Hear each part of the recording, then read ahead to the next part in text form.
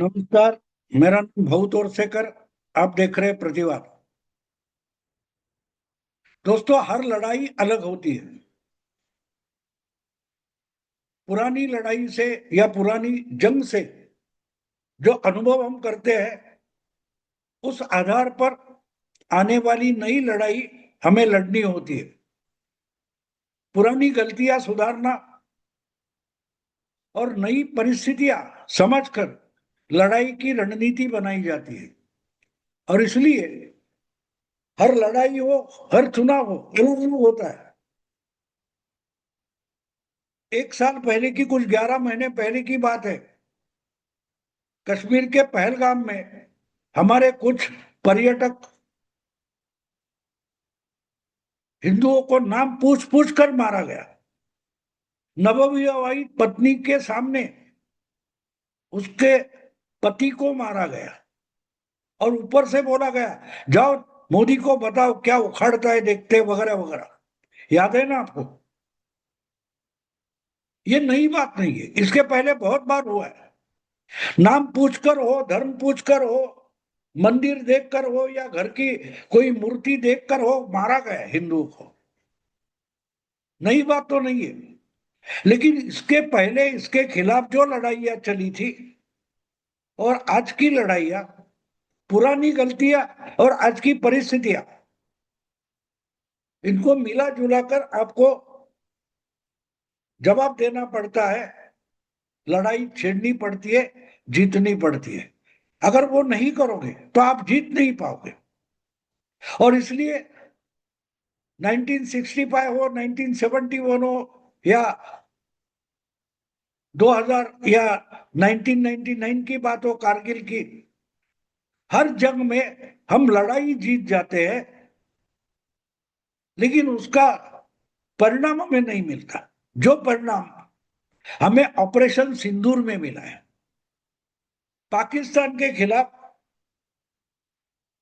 China के खिलाफ, हमने आज तक जितनी लड़ाइयां लड़ी है, उस लड़ाई से हमने क्या सबक लिया, क्या रणनीति बदली, ये इंपॉर्टेंट होता है। इसलिए ऑपरेशन सिंदूर, इसके पहले के पाकिस्तान के खिलाफ जो ऑपरेशन लड़ाइयां हुई, उससे बिल्कुल अलग था। ऑपरेशन सिंदूर सिर्फ 6-7 घंटों की लड़ाई थी। 6-7 मई 2025 3 घंटे, और 9-10 मई 2025 सिर्फ 4 घंटे। कुल मिलाकर 7 घंटों में हमने पाकिस्तान को चौंका दिया, पूरी दुनिया को चौंका दिया कि क्या ये तरीका है, ये किस तरीके की लड़ाई है, ये नए जमाने की लड़ाई है। ऐसे अमेरिका का जो रक्षा संस्थान है, पेंटागन, उसके एक बड़े अधिकारी ने बोला, आने वाले जमाने की लड़ाई कैसी लड़नी चाहिए, इसका सबक भारत ने दुनिया के सामने रखा है। ऐसे फ्रेजर या उनका नाम मुझे याद नहीं आ रहा है, उन्होंने कहा था। तो लड़ाई हो या पॉलिटिक्स की लड़ाई यानी चुनाव हो, हमेशा पुराने पैतरेबाजी जो होती थी, वो आज नहीं चलेगी। जमाना बदला है। सिर्फ टेक्नोलॉजी नहीं बदलती, सिर्फ वोटर और पार्टियों की मानसिकता नहीं बदलती, काम की चीजें भी बदलती है। बैलेट पेपर, कागज का वोटर कार्ड होता था, वोटिंग लिस्ट होती थी, मतपत्रिका होती थी, वो बदल गया। अब एक इलेक्ट्रॉनिक आ गया, बटन दबाओ, आपका वोट दिया जाता है, अपने आप काउंटिंग फटाफट मिलता है। तो चुनाव लड़ने का जो तरीका था, बड़े बड़े मेले लगाए जाते थे, रैलियां ली जाती थी, लाखों लाखों लोग इकट्ठा करके, वो जमाना पीछे हो गया। हाँ, दिखाने के लिए कुछ मीटिंगें होती है, वरना वोटर के पास पहुंचना, लोगों से वोट मांगना, उसके लिए जो तरीका होता था, वो अब बदल गया है। अब जो नई टेक्नोलॉजी है, मोबाइल है, इंटरनेट है, व्हाट्सएप है, यूट्यूब है, अलग अलग तरीके आए हैं, तो उस तरीके से लड़ना पड़ता है। लेकिन एक बात है, किसी भी तरीके से वोटर के पास पहुंचना एक बात है, और उसका वोट अपने लिए मोड़ना अलग बात है। वैसे ही और एक बात होती है कि किस पैतरेबाजी से हम जीतेंगे। ये पैतरेबाजी इंपॉर्टेंट होती है। आपकी ताकत कितनी है, देखो मैंने ऑपरेशन सिंदूर का रेफरेंस लिया, तो यहां बैठकर अगर हम ड्रोन और मिसाइल से दुश्मन के अड्डे उद्ध्वस्त कर सकते हैं, तो क्या जरूरत है हवाई अटैक की, एयर अटैक की जरूरत नहीं है, सर्जिकल स्ट्राइक की जरूरत नहीं है। अगर आपको पिन पॉइंटेड जानकारी है उस अड्डे की, तो यहां से हम मिसाइल छोड़कर भी दुश्मन को परास्त कर सकते हैं, उसका इस्तेमाल किया गया है। तो ये अलग पैतरेबाजी थी। अगर पिछले चुनाव में ममता दीदी ने बंगाल में अपनी मुस्लिम वोट बैंक को तरीके से इस्तेमाल किया, उसमें उनकी इस्लाम की श्रद्धा हो या हिंदुओं की बारे में नफरत हो, उसका सही फायदा ममता दीदी ने उठाया। उसमें बीजेपी को लगता था कि शायद हम इसी बार जीत जाएंगे, 5 साल पहले नहीं हुआ। लेकिन गड़बड़ कहाँ हुई? बात यह होती है कि उसमें जो गड़बड़ हुई है, क्या उससे उभर कर हम चुनाव जीत सकते हैं, ये सोचना जरूरी था। और मैं हमेशा बताता हूं कि बीजेपी अलग पार्टी इसलिए है कि उनको अचानक कोई बड़ा फायदा हो जाए, सक्सेस मिल जाए, तो भी वो शासन को होते सोचते कि ये लॉटरी कैसे लग गई, हमने तो इतनी मेहनत नहीं की थी, फिर भी इतना सक्सेस मिलता है, तो इसमें कुछ गड़बड़ तो नहीं है। सामने वाले की गलती हमें फायदा दे गई है, या हमारी मेहनत से हमने ये फसल काटी है, ये बीजेपी सोचती है। और इसलिए हर चुनाव में बीजेपी अपने तरीके से नई रणनीति बनाती है। और इसलिए जो बात पिछली बार ममता ने की थी कि ममता उठकर सीधे शुभेंदु अधिकारी के चुनाव क्षेत्र पहुंच गई कि मैं यहां से ही लड़ूंगी, भवानीपुर छोड़ दूंगी, तो एग्रेशन था। इस बार बीजेपी ने शुभेंदु अधिकारी को उठाकर भवानीपुर लाया, ममता के गढ़ में, ममता के घर में लाकर खड़ा कर दिया। उसी तरीके से पिछली बार बीजेपी को सिर्फ 77 सीटें मिली और ममता को 211-15 मिली।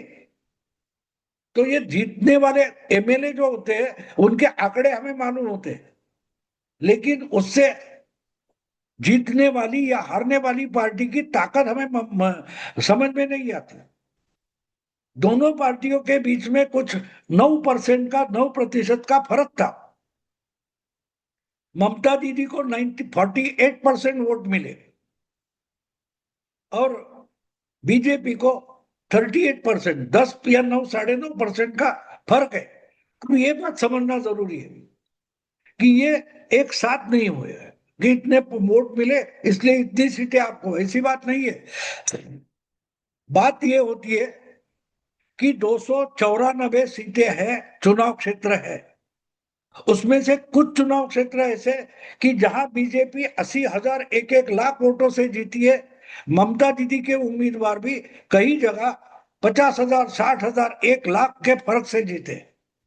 लेकिन आधी से ज्यादा सीटें बीजेपी हो या तृणमूल हो, उनको बहुत थोड़े फर्क से जीती है। और यही यही रणनीति का असली दाव पेच होता है। 112 सीटें ऐसी है ममता ने जीती हुई कि उस 112 सीटों में ममता को बड़ा भारी बहुमत नहीं मिला है, बिल्कुल कम वोटों से ममता जीती है। और वो 112 सीटें ऐसी है कि जहां मुस्लिम बहुल इलाका है, मुस्लिम बहुल इलाका है, यानी 30, 35, 40, 50, 70% तक मुस्लिम पॉपुलेशन है, जिसमें बीजेपी को पूरी की पूरी वोटिंग जीतने के लिए नहीं मिल सकती। तो 112 सीटें आप अलग रखो तो बचते कितने हैं? 182। 182 और 112 टोटल करो तो पता चलता है कुल मिलाकर विधानसभा के एमएलए का आंकड़ा बनता है 294। तो बीजेपी ने जो स्टडी किया उसमें एक तय किया है कि अगर 112 सीटों में मुस्लिम वोट बैंक हमें हरा सकती है, वो हमको हराने पर ही तुली है। तो सामने वाला किसको जिताना है उसकी परवाह नहीं, बीजेपी को हराना है। यही अगर मुस्लिम वोट बैंक का मकसद है तो इस 112 सीट पर कितनी भी मेहनत करे तो फल मिलने वाला नहीं। लेकिन इसे छोड़कर 142 सीटें ऐसी है कि यहां अगर मेहनत करे तो 1 लाख से लेकर सिर्फ 500-600 फर्क से भी जीत सकते हैं। ऐसी 182 सीटें, और ऐसी 182 सीटों में से 150 सीटें जीत कर लाना आसान है। ये क्यों होता है ये भी आप समझो।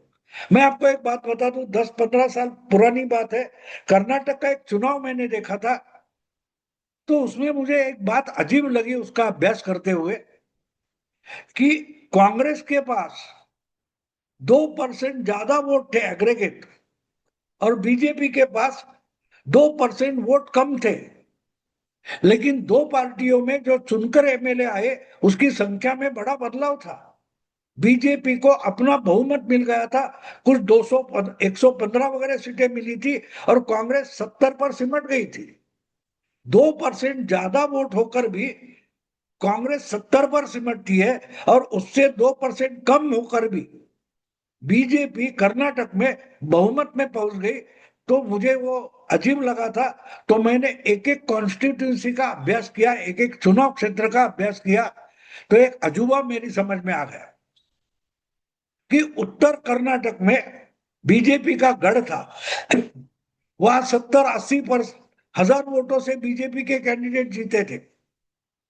लेकिन दक्षिण कर्नाटक में, यानी केरल तमिलनाडु से सटा हुआ जो कर्नाटक है, वहां बीजेपी की ताकत बिल्कुल ना के बराबर थी। 20-22 उम्मीदवार ऐसे थे कि उनकी डिपॉजिट ही चली गई थी। यानी बीजेपी को 20-22 सीटों पर जमानत तक बचा नहीं पाई थी बीजेपी। लेकिन नॉर्थ में देखो तो 70,000 80,000 से बीजेपी जीती थी। क्यों? उसका कारण समझना जरूरी था। जब हम एक चुनाव क्षेत्र का अभ्यास करते हैं तो वहां कितने परसेंट या कितने एग्रीगेट वोट है उस पर नतीजा होता है। लेकिन जब एमएलए, टोटल एमएलए देखते हैं और टोटल परसेंटेज देखते हैं तो बात अलग हो जाती है। तो ये चुनाव क्षेत्र में कैसा चुनाव जीता जाता है वो आप समझ लो। आपके घर में कोई मेहमान आया है, उसको आप वो कप में चाय देते हो, और कप के नीचे एक सॉसर होता है, छोटी बसी होती है। अगर वो चाय कप में है तो 1.5 इंच ऊंची होती है, 3 सेंटीमीटर ऊंची होती है चाय। लेकिन वही अगर हम प्लेट में डाल देते हैं तो वो आधे इंच से भी कम हो जाती है। यानी आपका वोटिंग परसेंटेज पूरे राज्य में फैला हुआ है तो वो ऊंचाई में कम होता है, लेकिन कप में वही ऊंचा दिखाई देता है। तो बीजेपी को नॉर्थ और मिडिल कर्नाटक में अच्छी परसेंटेज थी, तो उनके कप की ऊंचाई उनके कैंडिडेट को जीत कर लाई। लेकिन साउथ कर्नाटक में उनके कप में ही चाय कम थी, तो प्लेट में गई तो और छोटी हो गई। तो ये समझना जरूरी होता है। हर चुनाव क्षेत्र में सबसे ज्यादा वोट पाने वाला जीत जाता है। अगर जो 1/3 जगह पर आपकी उतनी ताकत ही नहीं है तो आपका कैंडिडेट तो हार जाएगा। लेकिन आपका वोटिंग परसेंटेज टोटली कम होने के बावजूद आप मेजोरिटी में आते हैं। बिल्कुल वही चमत्कार 2021 में बंगाल में हुआ था। इस 112 सीटों पर ममता के पास 35 से लेकर 70% तक वोट थे, मुस्लिमों के वोट बैंक के वोट थे। उस पर उन्होंने 112 सीटें आराम से जीत ली। लेकिन कम से कम 100 सीटें ऐसी थी कि जहां ममता को थोड़े बहुत फर्क से जीत हासिल हुई थी। और ये थोड़े बहुत फर्क से जो सीटें जीती जाती है ना, वहां थोड़ा सा भी वायलेंस आपको जिता देता है। आपको मालूम है इस कॉलोनी के, इस बस्ती के लोग आपको वोट देने वाले नहीं है, तो उनको वोटिंग सेंटर पर जाने से रोकना भी आपको जिता देता है। इस वक्त चुनाव आयोग जिस ढंग का बंदोबस्त कर रहा है, जो व्यवस्था कर रहा है, उससे एक बात साफ है कि ममता के गुंडे कहीं भी वोटर को नहीं रोक सकेंगे। एकाध दूसरी जगह हो भी सकता है, लेकिन जहां परिस्थिति तंग है वहां ममता के गुंडे वोटिंग रोक नहीं पाएंगे। अगर नहीं रोक पाएंगे तो बीजेपी को वोट देने वाले हिंदू बड़ी संख्या में बाहर आएंगे और उससे एक फर्क पड़ेगा। दूसरा, बोगस वोटिंग करने वाले जो थे वो एसआईआर से साफ हो गए। और इसलिए ये जो नई रणनीति बीजेपी ने अपनाई है कि वोटर लिस्ट में सुधार ना लाओ और चुनाव आयोग के पीछे पड़ के वोटिंग में टकराव ना हो, हिंसा ना हो, उसका फायदा बीजेपी को मिलेगा। इसलिए मैंने जो आंकड़ा आपके सामने रखा है, बीजेपी ने तय किया कि 182 सीटों में ही हमें मेजॉरिटी पानी है। 112 सीटों पर उतनी मेहनत नहीं करेंगे, कैंडिडेट खड़ा करेंगे, लेकिन लड़ेंगे उतना नहीं, हारने के लिए लड़ेंगे। लेकिन 182 सीटें ऐसी है कि जहां बीजेपी सिर्फ जीतने के लिए लड़ रही है।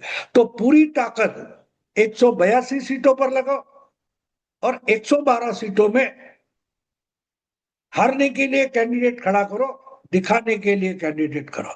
तो इसको मैं रणनीति 182 बनाम 112 बोलता हूं।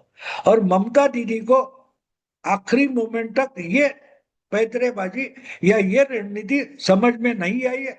उसकी कीमत ममता दीदी को 4 मई को चुकानी पड़ेगी। दोस्तों, अगर वीडियो पसंद आए तो लाइक कीजिए, शेयर कीजिए और प्रतिवाद को सब्सक्राइब कीजिए। नमस्कार।